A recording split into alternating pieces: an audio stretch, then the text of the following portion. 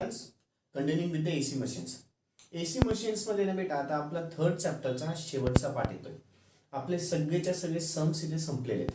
ठीक आहे, AC machines मधले सगळे सम्स संपलेले आहेत बेटा.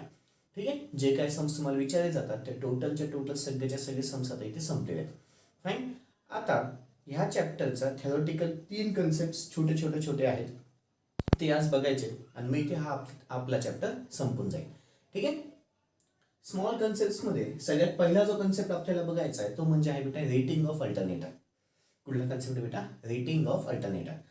अल्टरनेटरचं रेटिंग आहे ना बेटा ते पॉवरच्या कन्सेप्टवरती डिपेंडेंट आहे. कशावर डिपेंड आहे बेटा? पॉवरच्या कन्सेप्ट. किंवा कुठलंही मशीन म्हटलं ना तर त्याचं रेटिंग काढायचं असेल तर ते पॉवरच्या कन्सेप्टवरती डिपेंडेंट असतं. कसं? तर पॉवरचा माझ्याकडे फॉर्म्युला आहे √3 VL/IL cos of phi. √3 VL/IL cos of phi. याच्यापैकी VL आणि IL ना बेटा कुठल्याही मशीनसाठी व्होल्टेज आणि करंट फिक्स असतं. कुठल्याही मशीनसाठी व्होल्टेज आणि करंट फिक्स असतं. मग चेंज काय होतं? तर तुमचा पॉवर फॅक्टर चेंज होतो. त्या पॉवर फॅक्टरचं नाव आहे बेटा लोड पॉवर फॅक्टर. त्या पॉवर फॅक्टरला काय नाव आहे? लोडचा पॉवर फॅक्टर हा माझा चेंज होऊ शकतो. म्हणजेच काय? The rating of the alternator mainly depends on the load power factor. Rating of the alternator हा फक्त आणि फक्त डिपेंडेंट आहे बेटा कशावरती? Load power फॅक्टरवरती. का? तर व्होल्टेज आणि करंट हे दोन गोष्टी माझ्या कॉन्स्टंट असतात. व्होल्टेज आणि करंट हे दोन्ही गोष्टी कशा असतात बेटा? कॉन्स्टंट. कळालं? पुढच्या कन्सेप्टमध्ये सांगायला गेलं तर पॉवरची जी रेटिंग असते ती मी दोन कन्सेप्टमध्ये देऊ शकतो. एक तर KVA किंवा एक तर MVA. KVA मध्ये असेल तेव्हा पॉवरचा माझ्याकडे फॉर्म्युला √3 VL/IL × 10⁻³ असेल. जेव्हा 10⁻³ असेल म्हणजेच किलो आलं म्हणून तेव्हा KVA कधी दिलं जाईल तर 10⁻³ असताना. KVA कधी दिलेल? जेव्हा 10⁻³ असताना. पॉवरची किंमत KVA मध्ये कधी असते? जेव्हा माझा आन्सर 10⁻³ च्या पॉवर मध्ये. तेच जर माझा आन्सर 10⁻6 च्या घरात मध्ये आलं 10⁻³ किती बेटा? 6 च्या घरात आलं तर इथे ऑटोमॅटिकली ते कशात असतं? MVA. MVA म्हणजे काय? Mega volt ampere kilo volt ampere. ठीक आहे. MVA मध्ये कधी यायचं? जेव्हा माझी पॉवरची किंमत कशात येईल? √3 VL/IL × 10⁻6. कन्सेप्ट कळाला? छोटासा कन्सेप्ट आहे. कुठला बेटा? Rating of the alternator. ठीक आहे. ओके, आधी एक एक कन्सेप्ट बघू मग पुढचा कन्सेप्ट बघू लॉसेस अँड इफिशियन्सी. हेडिंग टाका rating of an alternator. Heading टाका rating of an alternator. Rating of an alternator. त्याच्यामध्ये लिहा the machines are rated according to the power output. The machines are rated. The machines are rated according to the power output. The machines are rated according to the power output. पुढे लिहा the alternator power output can be given by. The alternator power output can be given by.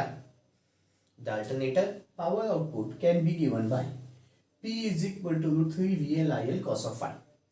P is equal to √3 VL/IL cos of phi. Equation दिसते बेटा? माझा बोट आहे पण तिथे ते लिहून घ्या √3 VL/IL cos of phi.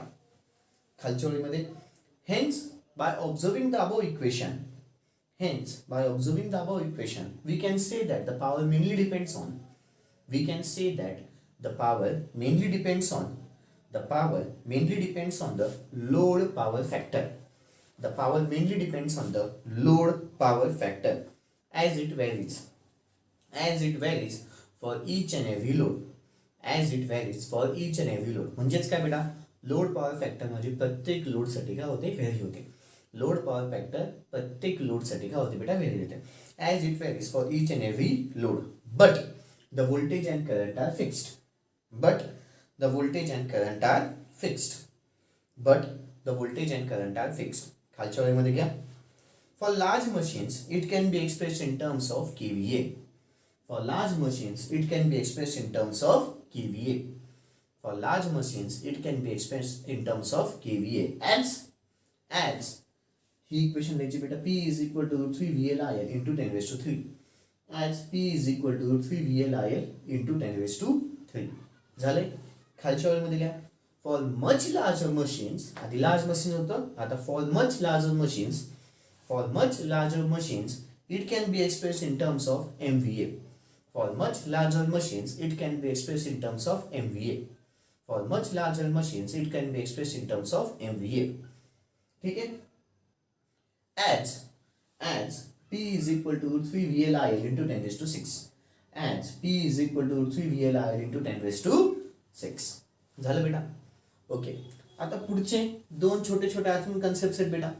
Losses and efficiency of alternator. Heading टाका losses and efficiency of alternate आहे. पहिला कन्सेप्ट त्याच्यातला लॉसेस ऑफ अल्टरनेट आहे.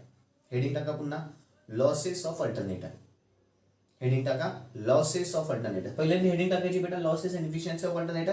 त्याच्यातला पहिला कन्सेप्ट लॉसेस ऑफ अल्टरनेट आहे. त्यातला पहिला कन्सेप्ट कुठला बेटा लॉसेस ऑफ अल्टरनेट आहे. लक्ष इकडे. आता अल्टरनेटरचे ना बेटा बेसिकली 5 टाईपचे लॉसेस आहेत.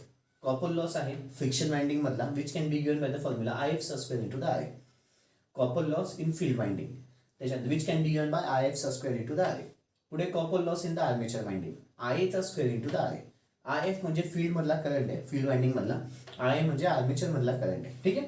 त्याच्यानंतर आयन लॉस म्हणजे तो एडी करंट लॉस पण चालेल हिस्टेरिसिस लॉस पण चालेल. व्हेंटिलेशन लॉस एक आहे आणि brush contact loss and friction loss. हे एवढे लॉसेस आहेत बेटा 5 टाईपचे. कुठले बेटा copper loss in friction winding, copper loss in armature winding, iron loss which can be consist of eddy current loss, hysteresis loss, ventilation loss आणि अजून एक कुठला बेटा brush contact loss and friction loss. ठीक आहे. आधी हा घेऊ मग पुढचा कन्सेप्ट बघू. ठीक आहे बेटा. चलो हेडिंग टाका. सगळ्यांनी टाकलीच आधी लॉसेस ऑफ अल्टरनेटर. ठीक आहे. पहिला लॉस घ्या copper loss in field winding which can be given bye copper loss in field winding which can be given by copper loss in field winding which can be given by IF² into the RA which can be given by IF² into the RA. Copper loss in armature winding which can be given by copper loss in armature winding which can be given by IH² into the RA which can be given by IH² into the RA. पुढे iron loss which is combination of eddy current loss and hysteresis loss. Iron loss which is a combination of eddy current loss and hysteresis loss. पुढे ventilation loss आणि शेवटचा burst contact loss and friction loss. पुढचा बेटा burst contact loss and friction loss झालंय. Okay. आता heading टाका efficiency of an alternator. लक्ष इकडे. Efficiency of an alternator can be given by output power of the alternator upon output power of the alternator plus losses into the 100. ठीक आहे. Losses पुन्हा 2 टाईपचे iron loss plus copper loss. Losses हा नेहमी कशात असतो बेटा वॅटमध्ये असतो. लॉसेस हे नेहमी कशामध्ये असतात वॅटमध्ये असतात. इफिशियन्सी ऑफ अल्टरनेटर टाकले बेटा हेडिंग टाका सगळेजण इफिशियन्सी ऑफ अल्टरनेटर हे सगळं लिहून घ्या. Efficiency of alternator is a ratio of किंवा directly output power of the alternator to the output power of the alternator plus losses कुठले iron loss plus copper loss आणि losses कशामध्ये असतात वॅटमध्ये. ती गोळ लिहून घ्यायचे. इफिशियन्सी ऑफ अल्टरनेटर ती गोळी लिहून घ्यायच्या. ओके. अपेक्षा ठेवतो व्हिडिओ पॉज करून झाला असेल लिहून झाला असेल. ओके. इथे नाही बेटा तुमचा खूप मोठा चॅप्टर संपलेला आहे. खूप मोठा म्हणजे असं मग पकडून चला की 35 to 40 मार्क्सपर्यंत किंवा 35 मॅक्स टू मॅक्स 35 मार्कापर्यंत हा चॅप्टर टपकतोच बेटा. थर्ड चॅप्टर एवढा इम्पॉर्टंट आहे. आता 4th आणि 5th काही खूप मोठे चॅप्टर्स नाही आहेत एवढे. ठीक आहे. पण 2 चॅप्टर्स आहेत इम्पॉर्टंट आहे. मशीन्सबद्दल शिकायचं सगळं थेरी पार्ट आहे बेटा त्याच्यात. ठीक आहे. वाचून समजत नाही एक्सप्लेनेशन झालं की व्यवस्थित कळत जातं पण छोटे चॅप्टर्स आहेत ते. ठीक आहे. 4था आणि 5वा कळालं बच्चा लोक. Okay that's all. बाकीचं थँक्यू. Good day.